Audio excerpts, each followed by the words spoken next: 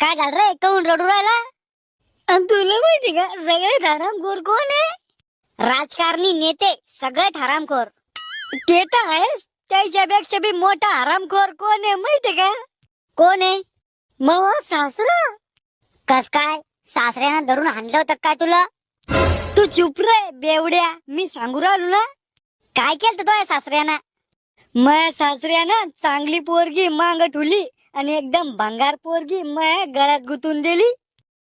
मै बायको नागिन आहे नागिन, आणि मै साली डार्लिंग आहे डार्लिंग. आय लव्ह यू साली. अरे तो आता काहीच नाही, मी आता लव्ह मॅरेज करेल.